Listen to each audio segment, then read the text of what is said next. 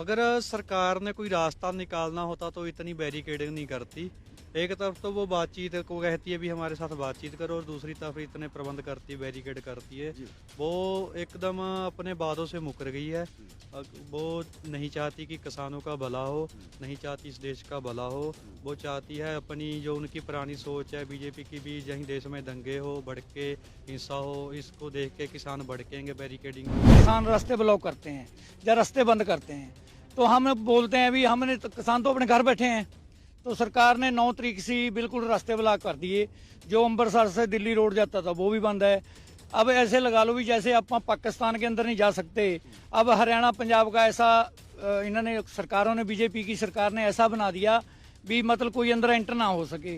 नमस्कार दोस्तों, मैं इस वक्त पटियाला में हूं और शंभू बॉर्डर की तरफ ये किसान बढ़ने को तैयार हैं। अपने झंडे बैनर के साथ किसानों का यह जत्था आगे शंभू बॉर्डर की तरफ बढ़ेगा, जहां की सरकार ने बैरिकेड कर रखा है।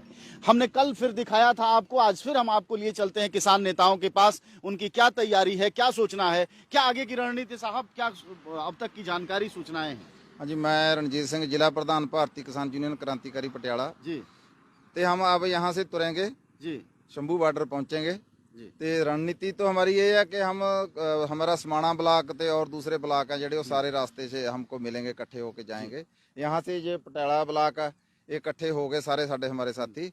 अभी कुछ 1-2 ट्राली रहती है, वो आ जाएंगे। तो अब हम शंभू की तरफ रवाना होंगे, बढ़ेंगे, क्योंकि रात का वहाँ मोर्चा चल रहा है। हम भी वहाँ 12 बजे से पहले आप और एकता और अपनी ताकत वहां पहुंच के दिखाएंगे। वहाँ दिखाएंगे। जी, हम कुछ नौजवान लोगों से भी मिलते हैं, बात करते हैं। थोड़ा हमारे नजदीक आ जाइएगा जी। क्या सोच है आप लोगों की, क्या मतलब मांग, क्या कल जो बातचीत हुई उससे कुछ रास्ता नहीं निकला?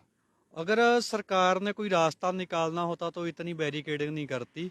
एक तरफ तो वो बातचीत को कहती है भी हमारे साथ बातचीत करो, और दूसरी तरफ इतने प्रबंध करती है, बैरिकेड करती है। जी। वो एकदम अपने वादों से मुकर गई है। वो नहीं चाहती कि किसानों का भला हो, नहीं चाहती इस देश का भला हो। वो चाहती है अपनी जो उनकी पुरानी सोच है बीजेपी की भी, यहीं देश में दंगे हो, भड़के, हिंसा हो, इसको देख के किसान भड़केंगे बैरिकेडिंग को।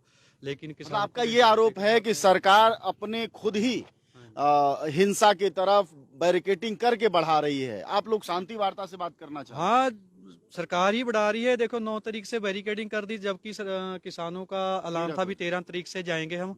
फिर इतने दिन पहले उन्होंने जनता को परेशान किया, नदियां नाले पूरे खोद दिए, दरिया में पानी छोड़ दिया भी जा ना सके कोई। इसमें आम जनता कितनी परेशान होती है। तो ये देखो कि किसानों ने पहले जाके दिल्ली में लंगर लगाया। किसान तो पंजाब वाले तो जहाँ से प्यार और लंगर बांटने जा रहे हैं, वो फिर उनको कैसा खतरा होगा क्या?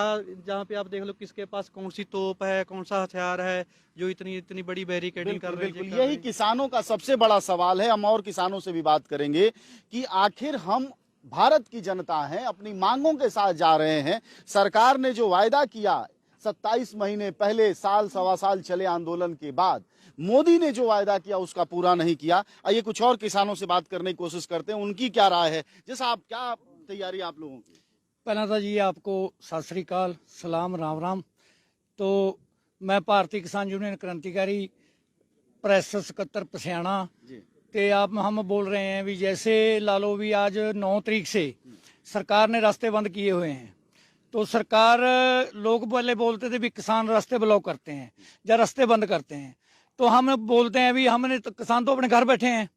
तो सरकार ने 9 तारीख से बिल्कुल रास्ते ब्लॉक कर दिए।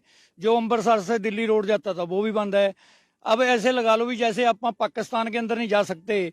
अब हरियाणा पंजाब का ऐसा इन्होंने, सरकारों ने, बीजेपी की सरकार ने ऐसा बना दिया भी मतलब कोई अंदर एंटर ना हो सके।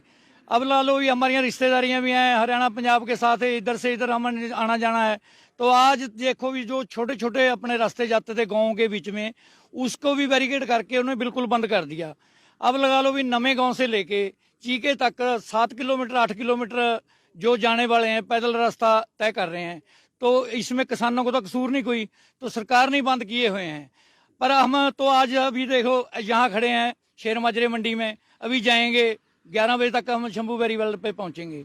पर जो भी हो जाए, सरकार जितनी मर्जी ताकत लगा ले, जितने मर्जी बैरिकेड लगा ले, हम तोड़ के बिल्कुल आगे बढ़ेंगे, दिल्ली पहुंचेंगे। अब हम वहां भी नहीं रुकेंगे, शिंगू बॉर्डर पे भी नहीं रुकेंगे, अब बिल्कुल अल्टीमेट संसद पर पहुंचे। हाँ, संसद पे पहुंचेंगे, बिल्कुल पहुंचेंगे।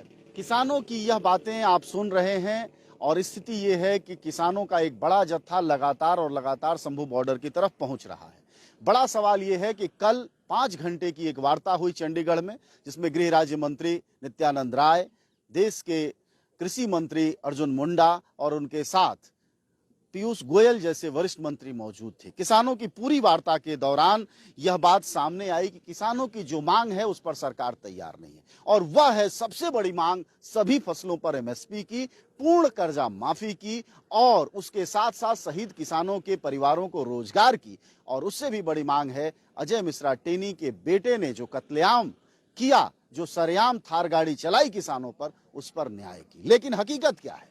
हकीकत यह है कि फिर से एक बार टेनी के बेटे का बेल, आशीष मिश्रा के बेल का पीरियड बढ़ा दिया गया। इससे भी बहुत साफ है कि किसानों के इस गुस्से को कैसे जो है मजाक में बदला जा रहा है, जिसकी वजह से किसान लगातार गुस्से में है अपनी मांगों को लेकर। हम आपको एक एक पल का अपडेट देंगे, हकीकत बताएंगे कि आखिरकार किसान क्यों आगे बढ़ रहे हैं, क्यों उनकी जिद है कि वह दिल्ली तक जाएंगे। इस बार उनकी तैयारी सिंधु बॉर्डर से आगे बढ़कर दिल्ली के संसद पहुंचने की है। देखते हैं क्या होता है, क्या सरकार कोई पहल लेती है, हमेशा की तरह पिछली बार की तरह झुकती है, या फिर सरकार आमने और सामने का जवाब देती है। आप सब जानते हैं कि जनज्वार का खर्च आपके जनसहयोग की बदौलत चलता है। आप भी जनसहयोग में शामिल हों और आजाद और स्वतंत्र पत्रकारिता को बनाए रखने के हमारे इस महाअभियान में शामिल हों। हमें इंतजार रहेगा आपके सहयोग का, क्योंकि आपका सहयोग ही हमारी मजबूती का सबसे ताकतवर रास्ता है। धन्यवाद साथी।